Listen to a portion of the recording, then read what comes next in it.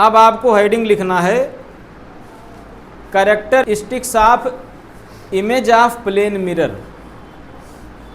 Characteristics of image of plane mirror.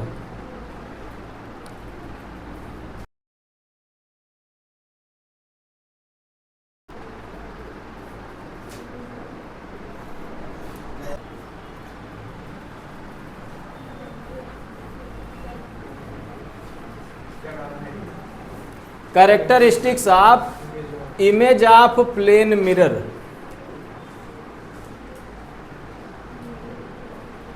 Image of a plane mirror. अभी तक आप क्या पढ़ रहे थे? Characteristics of plane mirror. Plane mirror की कैरेक्टरिस्टिक्स पढ़ रहे थे। अब क्या पढ़ने चल रहे हैं? Characteristics of image of image की कैरेक्टरिस्टिक्स पढ़ने चल रहे हैं कि जो इमेज इससे बनता है उस इमेज की खासियत क्या है। तो सभी बच्चे ध्यान दें, अगर आप लोगों को याद हो तो हमने आपको रिफ्लेक्शन पढ़ाया था। जब हेडिंग पढ़ा था रिफ्लेक्शन, तो हमने ऐसे एक रिफ्लेक्टिंग सरफेस बनाया था रेगुलर रिफ्लेक्शन का, और ऐसे एक रेज गिराया था, यहाँ एक नॉर्मल खींचा था, ये ऐसे बाउंस बैक हो गया था, ये एंगल आई था और ये एंगल आर था। अब ध्यान दीजिए, प्लेन मिरर क्या है समझिए। इसी को भैया वर्टिकल कर दीजिए। इसी जो इमेज आप देख रहे हैं, क्या कर दीजिए, इसी को वर्टिकल सीधा कर दीजिए, ऐसे कर दीजिए। देखिए ऐसा करने का रीजन है, अभी बता रहे हैं कारण क्या है। जब आप लोग रीजनिंग पढ़ते हैं तो रीजनिंग में दो प्रकार के इमेज वहाँ रहते हैं। एक को कहते हैं वाटर इमेज और दूसरे को कहते हैं मिरर इमेज। तो हमेशा मिरर इमेज वर्टिकल ही लिया जाता है। कारण ये है, इसमें होता है लैटरल इन्वर्जन। लैटरल इन्वर्जन का मतलब ये है, राइट वाले पार्ट का हो जाता है लेफ़्ट और लेफ़्ट वाला पार्ट चला जाता है राइट। इस घटना को कहते हैं लैटरल इन्वर्जन। मतलब अगर हम बी को अगर देखें मिरर में तो बी कैसे दिखेगा? ऐसे दिखेगा। तो ये तभी पॉसिबल है जब आपका मिरर कैसा रहे? वर्टिकल रहे। प्लेन तो रहे ही लेकिन वर्टिकल रहे। अगर हॉरिजेंटल आप कर देंगे तो समस्या ये होगी कि जो इसका ब्रॉड कॉन्सेप्ट है वो चेंज हो जाएगा। वो बात अलग है कि क्वेश्चन में आपसे चाहे जैसे पूछे, चाहे वो वर्टिकल पूछे चाहे हॉरिजेंटल, जैसे पूछे वैसे जवाब देना है। लेकिन जब आप अपना कॉन्सेप्ट लगाएंगे तो इसको क्या कंसीडर करेंगे? वर्टिकल ही कंसीडर करेंगे। समझ गए कि नहीं? क्योंकि अगर हॉरिजेंटल कर देंगे कंसीडर तो भैया लैटरल इन्वर्जन की घटना नहीं घटेगी। फिर ऊपर वाला नीचे जाएगा, नीचे वाला ऊपर, राइट और लेफ्ट वाला कॉन्सेप्ट हो जाएगा चेंज। तो पहला पॉइंट इसका लिखिए, प्लेन मिरर से जो इमेज बनता है उसका पहला point, the image formed by plane mirror is virtual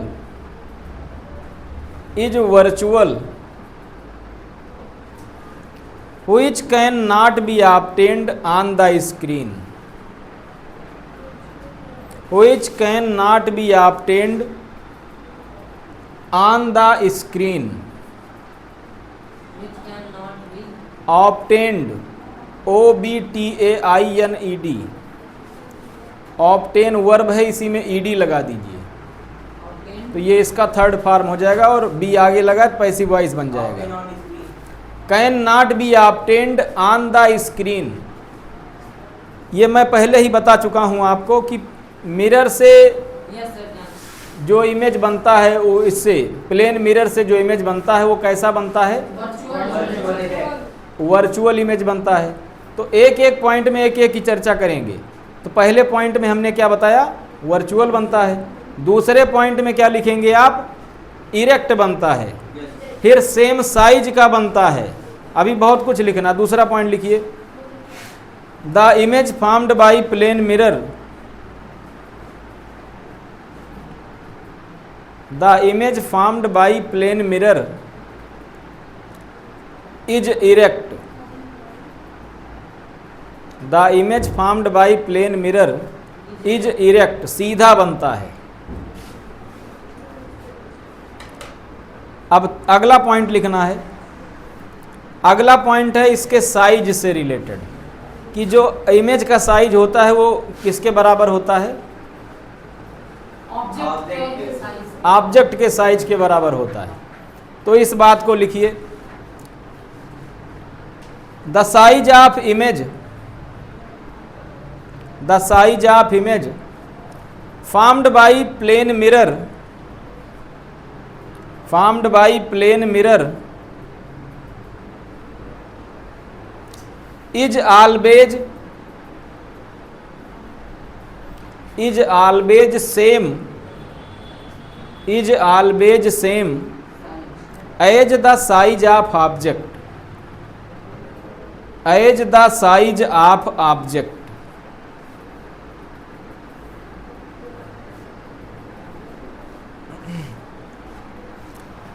अब अगली बात यह है कि जो इमेज बनता है प्लेन मिरर से वो कहाँ बनता है?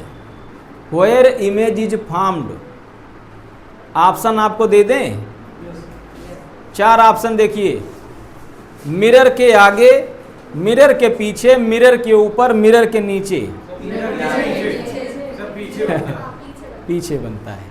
कारण ये है, सपोज करिए यहाँ पर अगर मिरर लगा होता, ठीक है ना, और आप सामने खड़े होते तो आपका चेहरा कहाँ दिखता? तो आप कहेंगे सर मिरर में दिखता। तो क्या मिरर के एकदम पास में दिखता? नहीं। जब आप मिरर के सामने खड़े होंगे तो जितना दूर आप मिरर से होंगे उतना ही दूर मिरर से क्या बनेगा? इमेज। तो इसका मतलब है अगर मैं इसके सामने 1 मीटर आगे खड़ा हूँ तो हमारा इमेज 1 मीटर पीछे बनेगा, वहाँ उस कमरे में जाके बनेगा? नहीं। वर्चुअल इमेज इसीलिए तो कहा जा रहा भैया एक कल्पना है, ये बनेगा इसी मिरर में ही, बाहर नहीं जाएगा। लेकिन ऐसा प्रतीत होगा कि कितना दूर इमेज बन रहा है, जितना दूर ऑब्जेक्ट है, ऐसा प्रतीत होगा। तो बात समझ गए कि नहीं समझ गए? तो इसी बात को लिखना है। द इमेज फॉर्म्ड, अगला पॉइंट है, the image formed by plane mirror, the image formed by plane mirror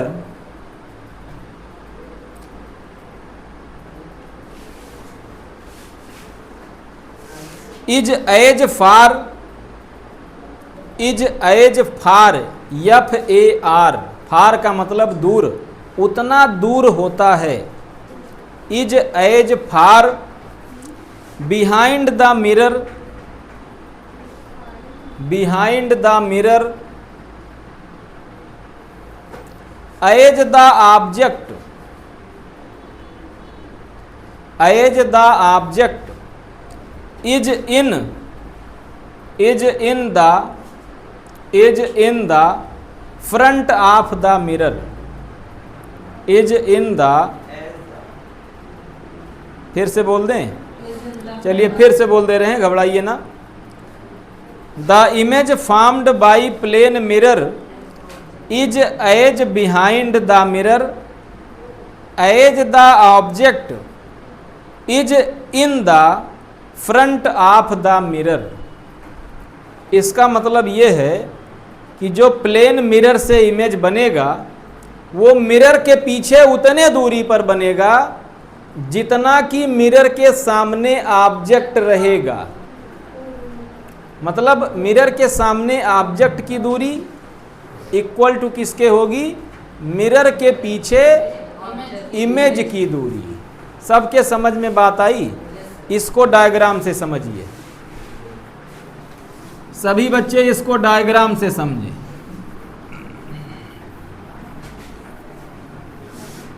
suppose करिए यहाँ पे हम मिरर ले रहे हैं और इधर लगा दे रहे हैं पॉलिश, और यहाँ मैं खड़ा कर दे रहा हूं किसको,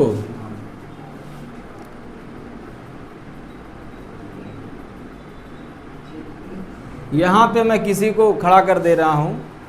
हमारी आर्ट उतनी अच्छी नहीं है, लेकिन इतना है कि आपको समझा सकता हूँ। तो ये मान लेते हैं ये दूरी कितना है, ये x मीटर है,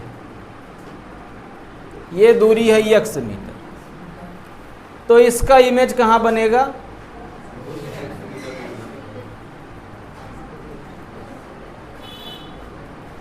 इसका जो इमेज बनेगा वो भी x मीटर की दूरी पर बनेगा। ये क्या है, ये है ऑब्जेक्ट और ये क्या है, इमेज।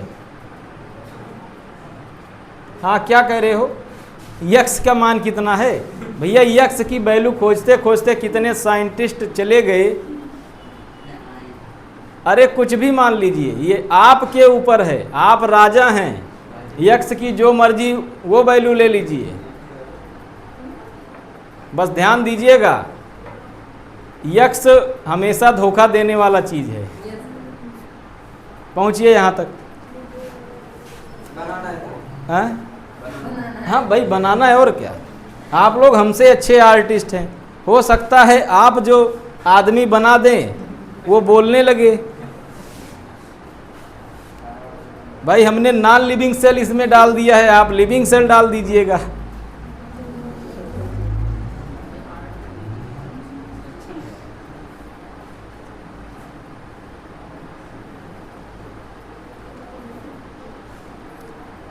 तो इस पॉइंट से आपने ये जाना कि मिरर के सामने ऑब्जेक्ट जितना दूर रहेगा, मिरर के पीछे इमेज उतना ही दूर बनेगा।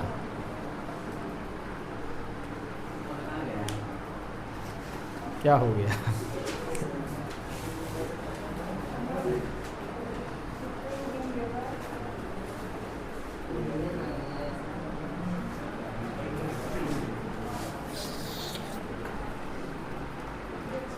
ये आपको आदमी नजर आ रहा है, हमें तो भूत नजर आ रहा है। अब ज्यादा कलाकारी ना करिए उसमें। हम भूत बनाए हैं, आप भी भूत ही बनाइए, आदमी बनाने के चक्कर में ना रहिए। चलिए अगला पॉइंट देखिए। अगर मैं आपसे कहूं ये क्या लिखा है बताइए, इसको अभी मत लिखिएगा, ये नेक्स्ट पॉइंट है। तो बताइए इसका इमेज कैसे बनेगा, ऐसे बनेगा। और अगर हम B को लें तब ऐसे बनेगा। अब आप हमें बताइए इस घटना को कहते क्या हैं, इस घटना को कहते हैं लैटरल इन्वर्जन। अब ध्यान दीजिए, क्या लैटरल इन्वर्जन ए में प्रभावी हुआ?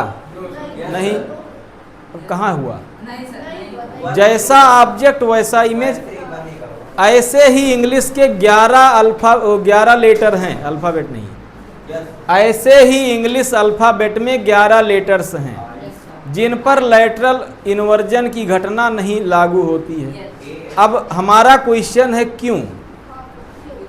By what reason the lateral inversion can not be applied in the case of such letters as A? कारण ये है क्योंकि इनके पास एक चीज है, उसका नाम है symmetry.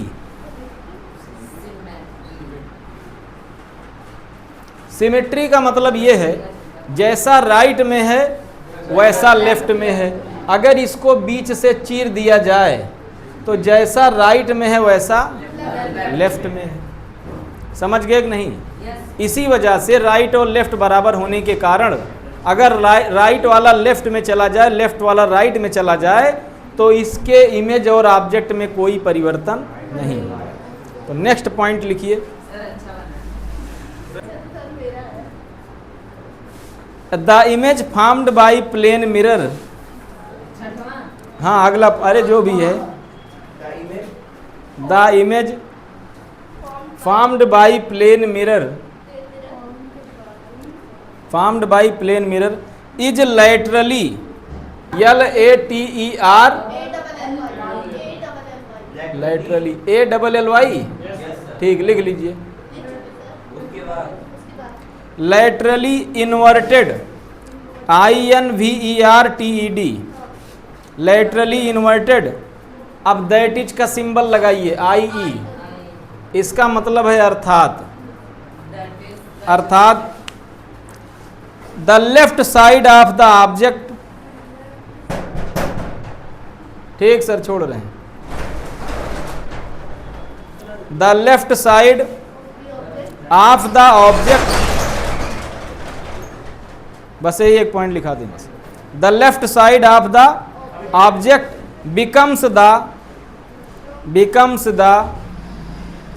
Right side of the mirror image, becomes the right side of the mirror image and vice versa image के बाद and vice versa का मतलब ये है कि जो बात अभी कहा गया है इसको आप पलट दीजिए, इसी का जस्ट उल्टा। समझ गए कि नहीं? Yes sir. मतलब लेफ्ट वाला बन जाएगा राइट और राइट वाला बन जाएगा लेफ्ट। अब आप करिए क्या, अब आप ये फिगर बना लीजिए। ए बी वाला, हाँ ए और बी वाला, बी वाला तो यहाँ बना ही है, फिर से बना दे रहे हैं, बड़ा फिगर बना दे रहे हैं। ये है ए,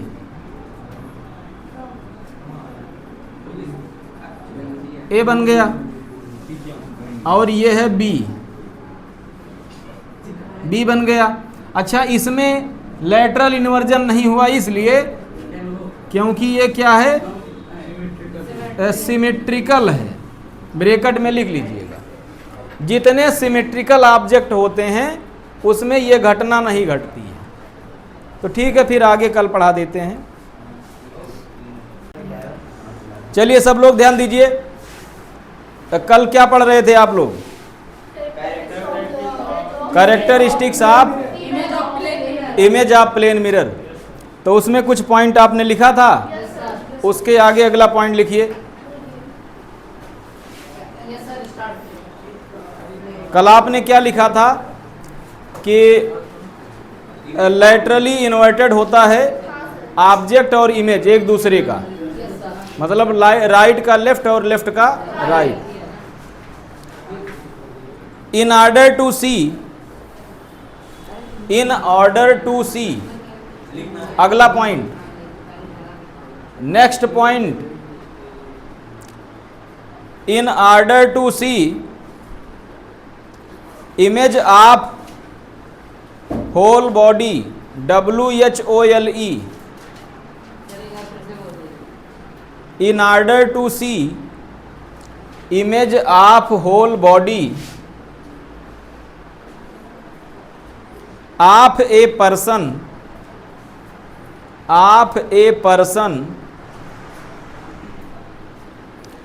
the length of the mirror, plane mirror लिखिए, the length of the plane mirror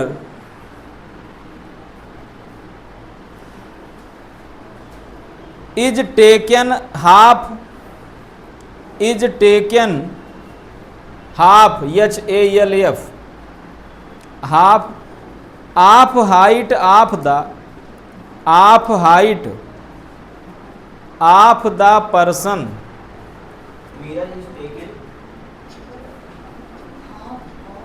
अभी फिर से बोल दे रहे हैं, परेशान ना होइए। एक बार सभी बच्चे फिर से सुने। In order to see image of whole body of a person the length of the mirror plane mirror is taken half of the height of the person. Half of चाहे द लिखिए या ना लिखिए कोई दिक्कत नहीं है, half of height of the person. ठीक, मतलब ये है इसका कि किसी व्यक्ति को अपना पूरा शरीर शीशे में देखने के लिए जो मिरर की ऊंचाई होनी चाहिए, हाइट होनी चाहिए, वो व्यक्ति का क्या होना चाहिए? व्यक्ति के ऊंचाई का आधा होना चाहिए। मतलब अगर हमें अपना पूरा शरीर मिरर में देखना है तो जो मिरर का ऊंचाई रहेगा वो हमसे क्या होनी चाहिए? आधी। इससे ज़्यादा रहेगा तब भी दिखेगा, लेकिन अगर इससे कम रहेगा तो पूरा शरीर नहीं दिखेगा। तो ये रहा ये पॉइंट। अगला पॉइंट लिखिए। अब ध्यान दीजिए आप, हमने आपको कल बताया था कि अगर ये प्लेन मिरर है और यहाँ पे कोई ऑब्जेक्ट अगर रखा है तो इसका इमेज कहाँ बनेगा? यहाँ पर बनेगा।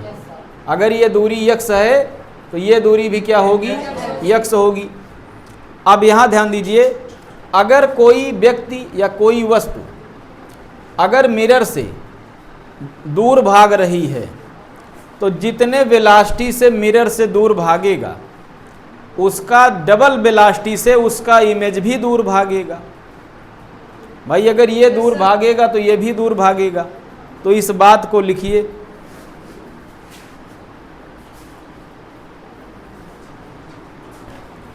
If an object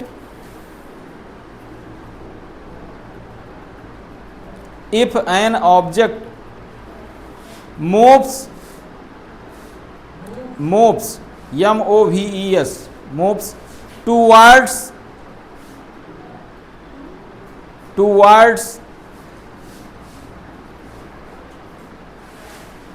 plane mirror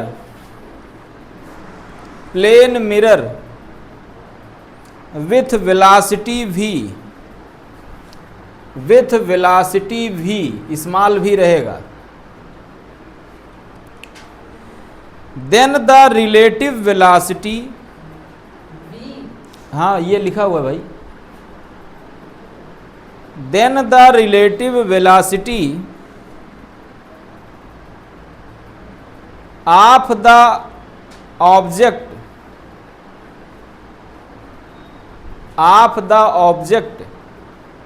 towards image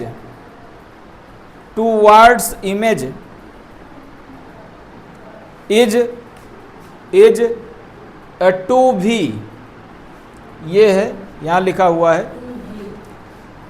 कहने का मतलब ये है कि अगर कोई ऑब्जेक्ट मिरर से दूर जा रहा है या मिरर के पास आ रहा है, कितने वेलोसिटी से? v वेलोसिटी से, तो वह व्यक्ति, ये तो मिरर के सापेक्ष वेलोसिटी है ना, लेकिन अगर मैं आपसे कहूं कि इमेज के सापेक्ष बताइए तो कितना हो जाएगा? 2v हो जाएगा। चाहे वो पास आए और चाहे वो दूर जाए, दूर जाएगा तो इमेज के रिस्पेक्ट में किस वेलोसिटी से दूर जाएगा? 2v। और अगर पास आएगा तो इमेज के रिस्पेक्ट में किस वेलोसिटी से पास आएगा? 2v से। सबके समझ में इतनी बात? सापेक्ष मतलब इसको अगर ध्यान में रखकर लिया जाए तो, मतलब इसको टारगेट बना के अगर देखा जाए तो ये मतलब होता है सापेक्ष या रिलेटिव। हाँ, लेफ्ट और राइट में भैया लेफ्ट और राइट ही बता रहे हैं। अगर ये दूर जाएगा तो समझ लीजिए, अगर मैं ऐसे खड़ा हूँ तो लेफ्ट जा रहा है, ये इधर आएगा तो राइट इधर है। देखिए लेफ़्ट और राइट यहाँ लिखाने से मतलब कन्फ्यूजन क्रिएट करना है। जब हमने कह दिया कि मिरर से चाहे दूर जाए चाहे मिरर से पास आए, तो आप मिरर को ऐसे भी रख सकते हैं, ऐसे रख सकते हैं, ऐसे रख सकते हैं, ऐसे रख सकते हैं, चाहे जिधर आप घुमा दीजिए। ये सेंटेंस भैया अपने आप में जो फैक्ट है वो चेंज नहीं होगा। मिरर का मुंह चाहे जिधर रहेगा उधर ये सेंटेंस पूरी तरह अप्लाई हो जाएगा।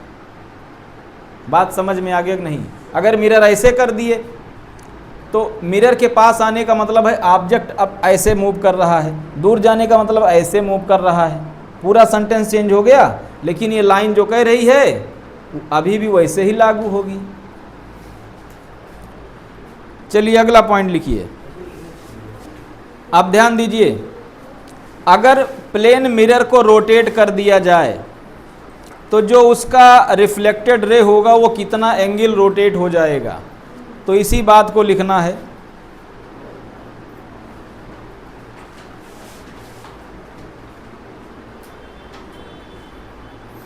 इफ द प्लेन मिरर, अगला पॉइंट है, if the plane mirror is rotated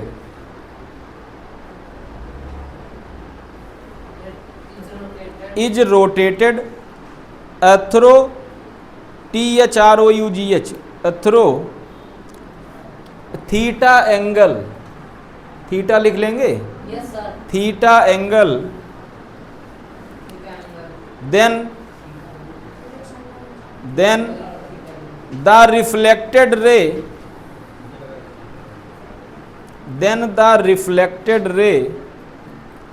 will be rotated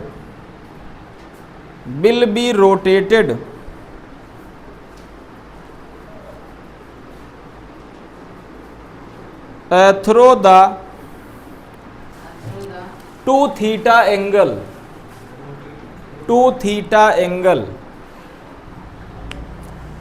angle को यल काहे बना रहे हो भाई, पूरा एंगल लिख दीजिए, काम चोरी क्यों कर रहे हैं? नहीं तो 2 महीने बाद पढ़ेंगे तो भूल जाएंगे वो एंगल लिखा है कि यल लिखा है।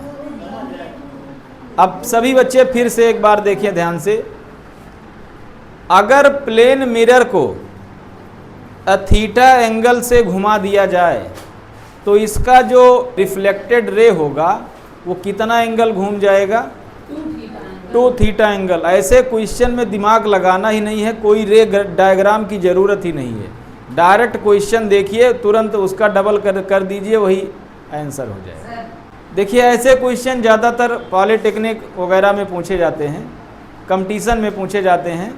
ऐसे क्वेश्चन में दिया क्या रहता है, डायरेक्ट एक क्वेश्चन दिया रहेगा और 4 ऑप्शन दिए रहेंगे, आपको कुछ सोचना विचारना नहीं है, ये सब फैक्ट हैं, तुरंत वैल्यू रखिए, आंसर लीजिए।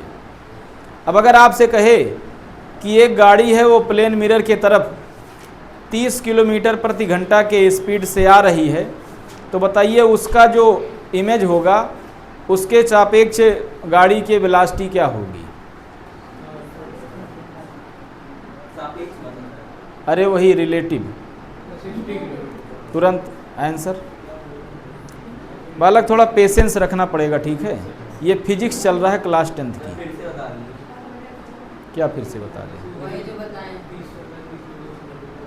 वेलोसिटी वाला भाई, अगर कोई ऑब्जेक्ट मिरर के तरफ भी वेलोसिटी से आ रहा है तो अपने इमेज के रिस्पेक्ट में वो कितने वेलोसिटी से आ रहा है? 2 भी। ये है कॉन्सेप्ट। और दूर जा रहा है तो तब भी। अगला पॉइंट लिखिए। सर आंसर आ गया, 50/3 मीटर पर सेकंड वेलोसिटी होगी, 60 होगा भाई, उसका डबल होगा।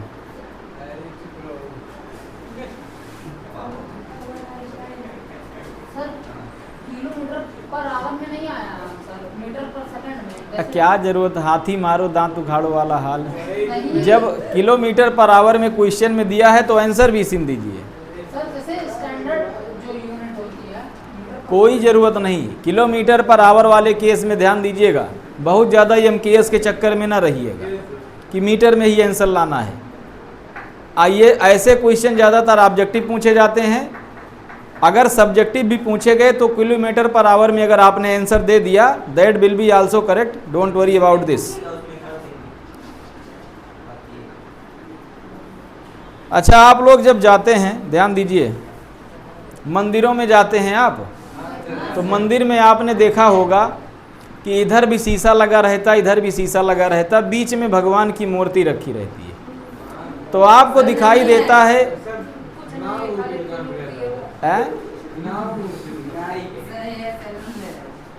अब ध्यान दीजिए, पहले हमारी पूरी बात तो सुनिए। इधर भी शीशा लगा है, इधर भी शीशा लगा है, या कहीं कहीं ऐसे शीशा लगा है, बीच में मूर्ति रखी है, तो आप देखेंगे मूर्ति के बहुत सारे इमेज आपको दिखेंगे, ऐसे लाइनियस जैसे लगेगा मूर्ति ही मूर्ति रखी है। मंदिर में नहीं लगा रहता। कैसे बात करता है। हमने देखा भैया, जब ये पॉइंट हमने पढ़ा था तो हम इसका प्रैक्टिकल करने गए थे, अयोध्या जी घूमे थे, तो हमने एक दो मंदिर में देखा था, ऐसा लगा था कहीं कहीं मिल जाता है, लेकिन अभी वहाँ तक तुम पहुँच नहीं पाए हो। तो चलिए लिखिए, कैसे जानेंगे कि कितना इमेज बनेगा। लिखिए, if two plane mirror, if two plane mirror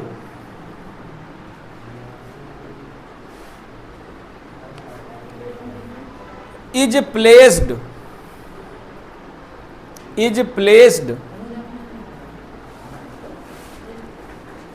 with theta angle, with theta लिख लेंगे ना, ये है with theta angle to each other, to O वाला नहीं है भाई, टी ओ है, हाँ, टू ईच अदर मतलब एक दूसरे से कितने एंगल पर रखे हैं, थीटा एंगल पर रखे हैं। If two plane mirror is placed with theta angle to each other लिखे, then the number of image, अरे पहले पूरी बात तो सुनिए, then the number of image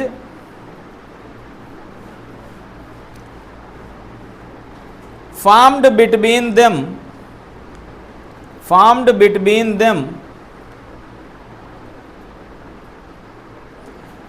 is calculated as follows,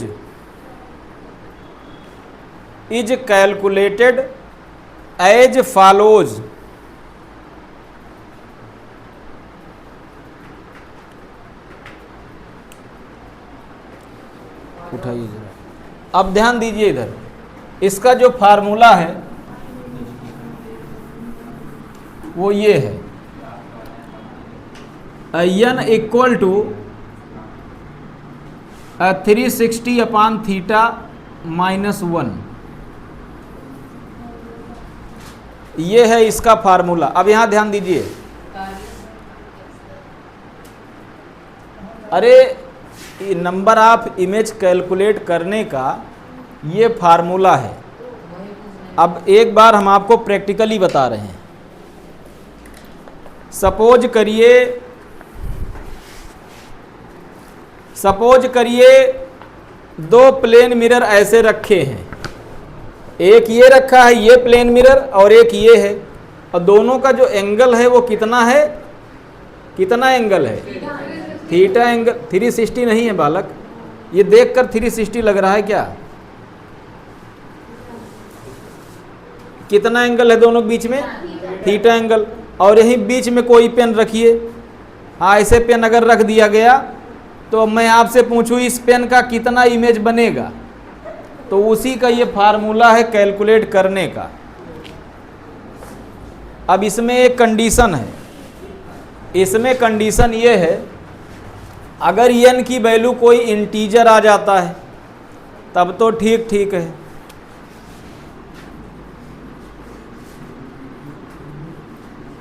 मतलब अगर 6 आ गया इसकी वैल्यू तो कितना इमेज बनेगा, 6 इमेज बनेगा। लेकिन अगर आ गया 6.2, 6.5, 6.7 मतलब 6 से कुछ ज़्यादा आ गया, तब हम करेंगे क्या, इसमें एक ऐड कर देंगे। मतलब हम क्या ले लेंगे, अगर ये इंटीजर नहीं आता है, डेसिमल में आ जाता है, अगर ये वैल्यू डेसिमल में आ जाती है तो हम करेंगे क्या,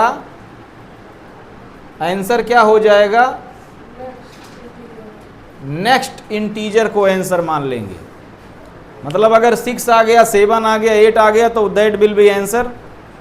but in case if the answer comes out in the decimal form, then your answer will be the next integer. Got it? पहुंचिए यहां तक, यहां तक पहुंचिए।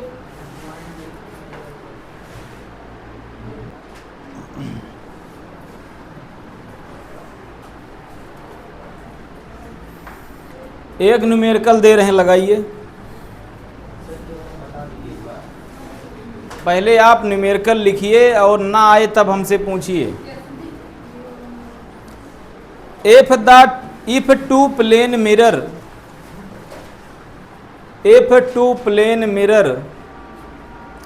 आर प्लेस्ड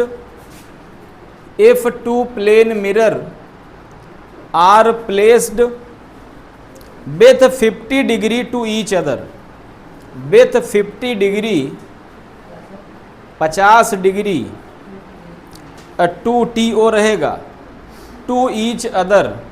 बालक डिग्री वैसे नहीं लिखा जाएगा, यहाँ ध्यान दीजिए, 50 डिग्री ऐसे लिखा जाएगा, ध्यान दीजिए। ये मैथ में आपने पढ़ा होगा। अरे कोई दिक्कत नहीं, देखिए हमारा काम है भैया वीक स्टूडेंट को टॉपर बनाना, तो परेशान ना होइए। आपको कुछ नहीं आता है तब भी परेशान नहीं होना है। आप किससे पढ़ रहे हैं एक बार ये मन में ध्यान में रखिए इसे।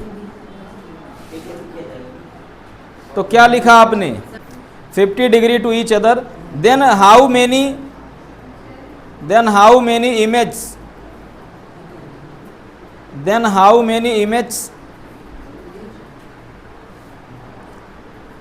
are formed by them, then how many images are formed by them।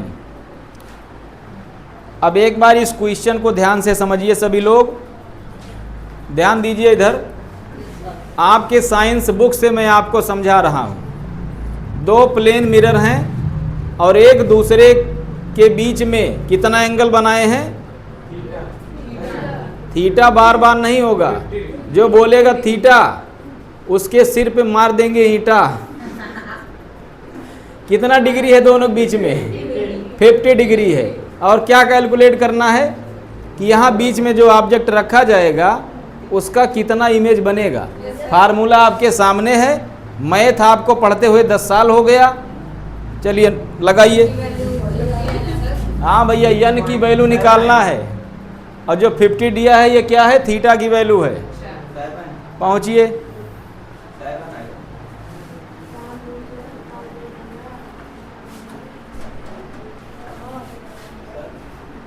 एक लोग का आंसर आ गया है, कितना आया है? 7। Very good. बस ऐसे ही बच्चों की जरूरत है। अभी देखते हैं, पहले आप लगाइए तो।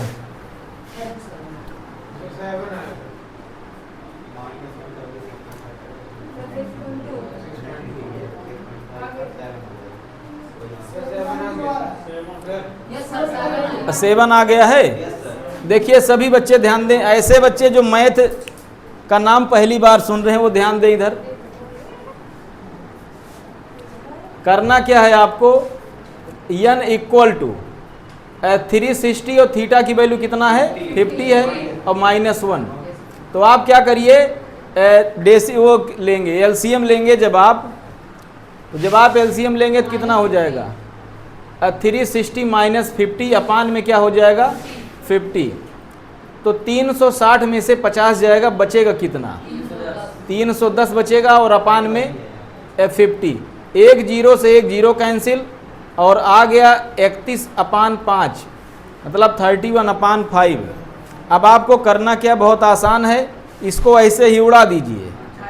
5 6 जा 30, बचा 1। तो यहाँ डेसिमल आप लगाएंगे तो बन जाएगा 10। तो 5 2 जा 10, तो आ गया 6.2। और हमने आपको बताया था अगर डेसिमल में वैल्यू आ गई तो आपका आंसर क्या होगा? नेक्स्ट इंटीजर, जो कि क्या है? 7 है। तो समझ में आया कि नहीं आया? मज़ा आया कि नहीं आया? तो ऐसे ही मज़ा लेते रहिए और समझते रहिए। अरे ये सब कंपटीशन के क्वेश्चन मैं करा रहा हूँ, बोर्ड में नहीं आएगा। एक क्वेश्चन काफ़ी है और दे रहे हैं आपको, बोर्ड का क्वेश्चन अब दे रहे हैं। हाँ बालक, क्या सर वो काट के बता दीजिए इसको पहले। हाँ चलिए बता दे रहे हैं, कोई दिक्कत नहीं है। देखिए बालक, हमने थीटा के जगह पे 50 लिख दिया, बाकी ज्यों का त्यों उतार लिया। यहाँ तक कोई समस्या? अब देखिए आगे क्या किया। ये फ्रैक्शन में है और ये फ्रैक्शन में नहीं है। समझ रहे हैं?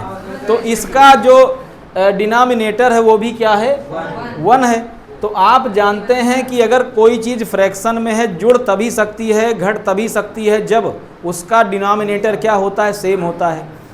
तो दोनों का डिनोमिनेटर सेम करने के लिए हमने यहाँ पर 50 से मल्टीप्लाई कर दिया और 50 से क्या कर दिया, डिवाइड कर दिया। तो इससे हुआ क्या, दोनों का जो डिनोमिनेटर था कितना हो गया, 50। तो ये हमने इकट्ठा लिख दिया क्योंकि अब दोनों इकट्ठा हो जाएगा और अंश में से अंश घट जाएगा, मतलब न्यूमरेटर में से न्यूमरेटर घट जाएगा। 360 माइनस 50 ये वाला है और ये अपान में 50 दोनों तरफ है, तो 50 चाहे आप कॉमन लेके इकट्ठा कर सकते हैं। बात समझ में आ गया कि नहीं आ गया? जो नहीं आए बिल्कुल आप पूछिए, फीस दे रहे हैं, फ्री में नहीं पढ़ रहे हैं।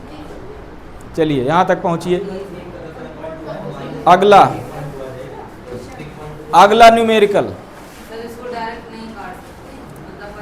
हाँ काट सकते हैं, कोई दिक्कत नहीं है, डायरेक्ट काट सकते हैं। 7.2 आएगा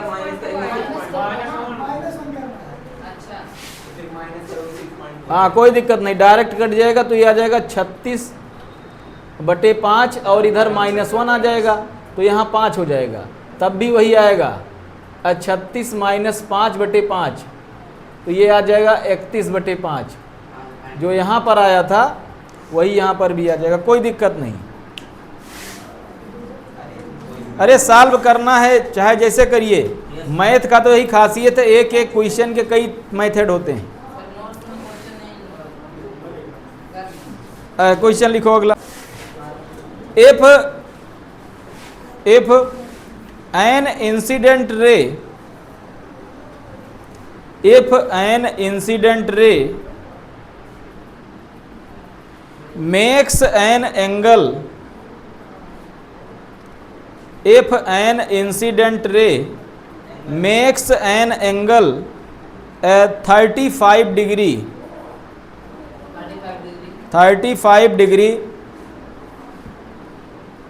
with the surface of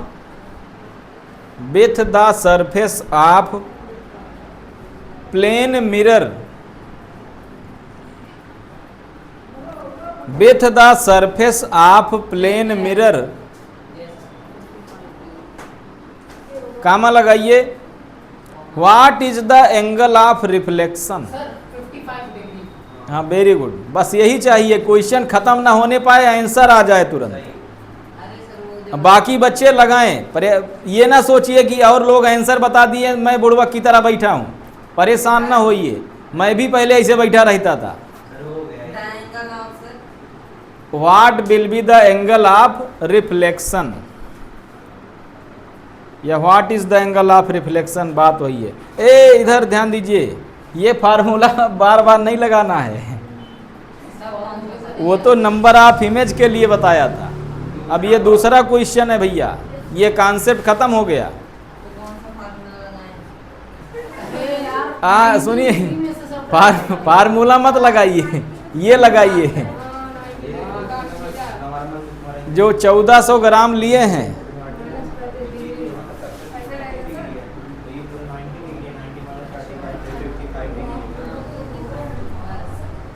सभी बच्चे इस क्वेश्चन को लगाएं, और जिनको मैथ नहीं आती है वो इधर ध्यान दें। तुम लोग केवल मिश्रा सर की बेइज्जती करा रहे हो मैथ ना लगा के, अभी उनसे बता देंगे तो मार भी पड़ेगी तुम लोगों को, ये लोग न्यूमेरिकल नहीं लगा पा रहे हैं। अब ध्यान दीजिए इधर, सभी बच्चे ध्यान दें। हमने बताया था क्वेश्चन चाहे जैसा दे, आप अगर उसमें कंडीशन नहीं दिया है तो मिरर आप कैसा बनाएंगे, जैसे हम बना रहे हैं ऐसे ही बनाइएगा मिरर। सबके समझ में आ गया? ये हमने प्लेन मिरर बना दिया है। अब ध्यान दीजिए, एक कोई इंसिडेंट रे आ रही है और आके यहाँ से टकराई, इतनी बात सबके समझ में आ गया है। अब आप मुझे बताइए, मिरर पे कौन सी घटना घटती है? रिफ्लेक्शन की घटना घटती है। और हमने बताया था जब रिफ्लेक्शन की घटना घटती है तो जहाँ पर इंसिडेंट रे आकर गिरती है उसे कहते क्या हैं? पॉइंट ऑफ इंसिडेंस कहते हैं। तो ये हो गया आपका पॉइंट ऑफ इंसिडेंस। तो इस पर आप तुरंत क्या खींच दीजिए? नॉर्मल। एक नॉर्मल खींच दीजिए। बात समझ गए? इतना बात समझ गए कि नहीं समझ गए? Yes sir. और नॉर्मल के साथ जो एंगल ऑफ इंसिडेंस होता है इस इंसिडेंट रे का, यस सर। उसे क्या कहते हैं? आई कहते हैं। यस यस सर, एंगल आई। फिर से समझिए, इंसिडेंट रे का नॉर्मल के साथ जो एंगल होता है उसे क्या कहते हैं? एंगल ऑफ इंसिडेंस, और लिखते हैं आई से। और इतना ही एंगल बनाते हुए ये क्या करेगी? रिफ्लेक्ट हो जाएगी, और इसे क्या कहते हैं? एंगल ऑफ रिफ्लेक्शन आर कहते हैं। इतना बना के आप बैठ गए। अब आप मुझे बताइए दिया क्या है? What is given? नहीं दिया है। आपके दिमाग में अगर ये है कि आई की वैल्यू दिया है और आर पूछ रहा है, तो भैया इतना आसान क्वेश्चन आपसे नहीं पूछेगा। इसमें तो दिमाग ही नहीं लगा। भाई क्वेश्चन पूछा क्यों जाता है? आपका आईक्यू चेक करने के लिए कि आपने पढ़ा है कि साल भर केवल मौज मस्ती किया है। तो इतना आसान क्वेश्चन वो देगा आपका आईक्यू चेक करने के लिए। इतना तो बच्चा भी बता देगा। देखिए उसमें लिखा है कि जो एंगल दिया है वो सरफेस के साथ दिया है। तो मिरर का सरफेस भैया ये है, it is the surface of mirror. और इसके साथ, इस सरफेस के साथ ये इंसिडेंट रे जो है कौन सा एंगल बना रहा है? 35 डिग्री एंगल बना रहा है। फिर से सभी बच्चे देखें, ऐसे क्वेश्चन में बच्चे ज़्यादातर करते क्या हैं? इसको समझ बैठते हैं एंगल ऑफ इंसिडेंस, और तुरंत दिमाग लगाते हैं जितना आई होगा उतना आर। और देखिए क्वेश्चन बनाने वालों का दिमाग पहले ही ऑप्शन में क्या दे रहेंगे पता है? क्या दिया रहेगा? 35 डिग्री। मतलब जैसे क्वेश्चन में कुछ लोग पूरा क्वेश्चन नहीं पढ़े, 35 देखे, तुरंत 35 नीचे था मार दिया। तुरंत दिमाग में आ गया पहला रूल रिफ्लेक्शन का, angle of i equal to angle of r. उन्होंने ये नहीं देखा कि किसके साथ 35 है। भैया किसके साथ है 35? सरफेस के साथ। अब आप मुझे बताइए इसको नॉर्मल कहते क्यों हैं? क्योंकि ये सरफेस के साथ कितना एंगल बनाता है? 90। अगर ये 35 इंसिडेंट रे और सरफेस के बीच में है, तो बताइए बचा हुआ जो नॉर्मल और इंसिडेंट रे के बीच में एंगल है जिसे आपने आई कहा है, वो कितना हो जाएगा? 90। 90 में से घटा दीजिए इसको, कितना हो जाएगा? 55 डिग्री। ये है भैया एंगल ऑफ इंसिडेंस। इस तरीके से पहले आप क्या पता करेंगे? आई पता करेंगे। अब आई पता कर लिया आपने। अब आपने पढ़ा है कि जितना आई होता है उतना आर होता है। ये लॉ ऑफ रिफ्लेक्शन का पहला रूल है। तो आर इक्वल टू कितना हो जाएगा भैया? 55 डिग्री हो जाएगा। और ये ऑप्शन आपको ऑप्शन सी या डी में आपको देखने को मिलेगा, तो थोड़ा दूर देगा ताकि कंफ्यूज हो जाए पहले आप। तो तुरंत जहाँ भी दिखे, चाहे पहले ही ऑप्शन में दिखे चाहे जिस ऑप्शन में दिखे, आप मार सकते हैं इसे। अगर ना दिखे, सॉल्व करने वाला क्वेश्चन हो, तो इस तरीके से आप सॉल्व कर सकते हैं।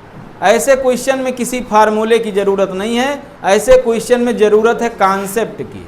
ये बोर्ड का क्वेश्चन है, इसे नोट कर लीजिए। ऐसे क्वेश्चन बोर्ड में बहुत आते हैं।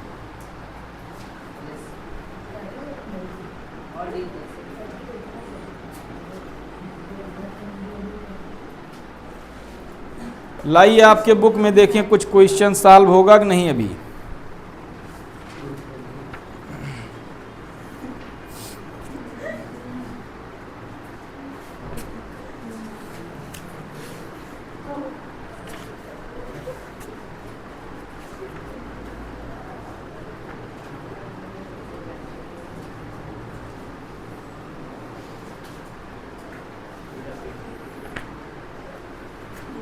तो इसके क्वेश्चन अभी आपको नहीं मिलेंगे।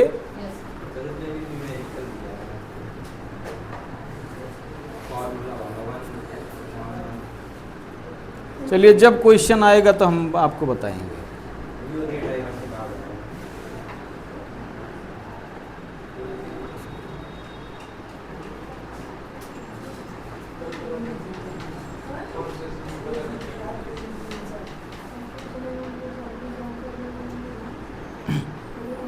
अब सभी बच्चे ध्यान दें इधर।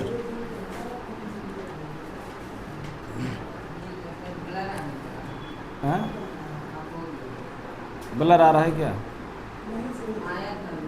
चलिए अभी देखते हैं। तो इसमें एक्सरसाइज का 5वां क्वेश्चन सभी बच्चे देखें।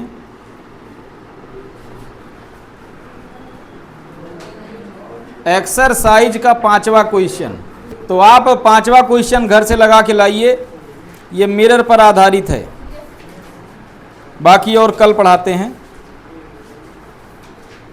और 13 नंबर क्वेश्चन भी आप देख सकते हैं, सब पढ़ा दिया गया है। 13 क्वेश्चन में कह रहा मैग्निफिकेशन किसी प्लेन मिरर का +1 है, इस +1 का मतलब क्या है? हमने कैलकुलेट करके दिखाया था 1 आया कैसे है, क्योंकि इसमें इमेज की हाइट और ऑब्जेक्ट की हाइट क्या होती है? सेम। इसको बराबर करके काटना पड़ेगा, x लेकर काट दीजिएगा। तो 2 क्वेश्चन हमने आपको बताया, सभी बच्चे ध्यान दें।